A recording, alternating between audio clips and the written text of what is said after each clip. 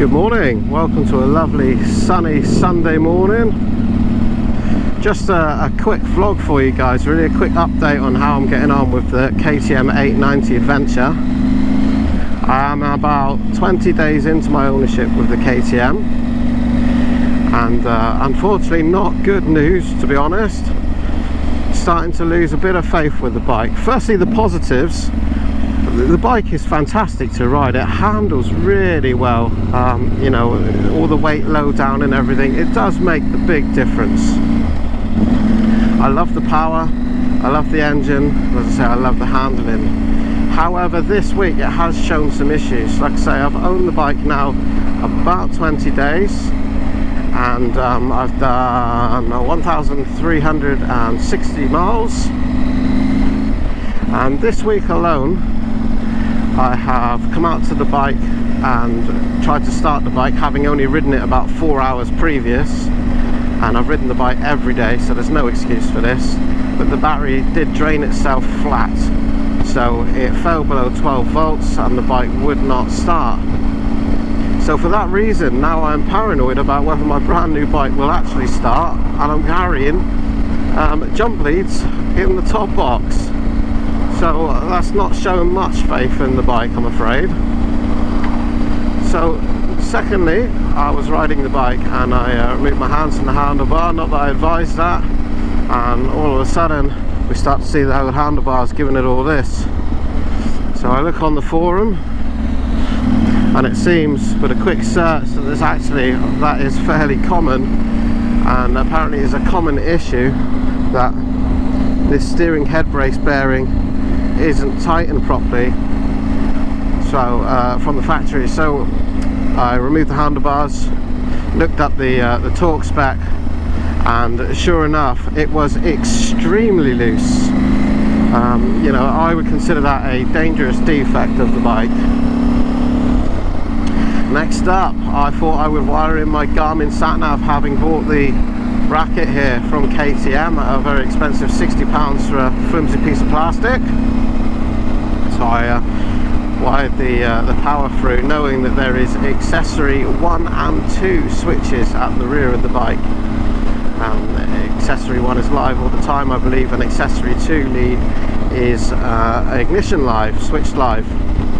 However, I discovered that I have no power to either of those cables for the accessory ports. So that wasn't good. So I then had to wire my sat-nav direct to the battery, which means it is live all the time, which is not ideal. If you leave the sat-nav on, you will unfortunately come back to a flat battery.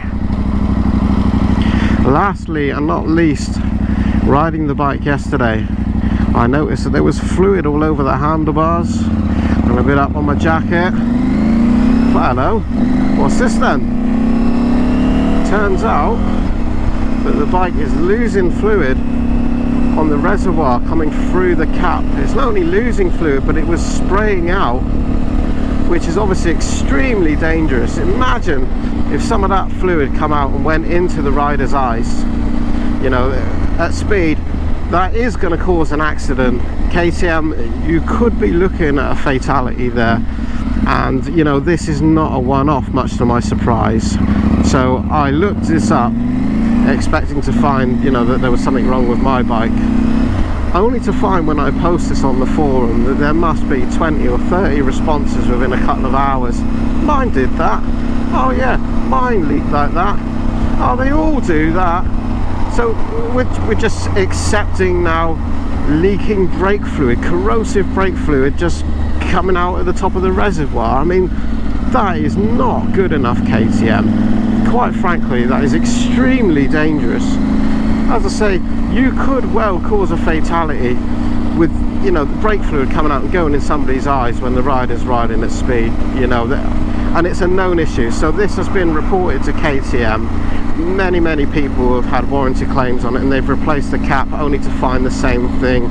Other people have been advised to buy the orange Power Parts cap, a bit of upselling there, that does exactly the same thing. So this has been reported to KTM many times at many different dealerships, and this bike was still sold to me with that dangerous defect. Obviously KTM's still happy to knock those out. that does not give me much faith in this bike anymore. So now I'm looking out for flying brake fluid in the eyes.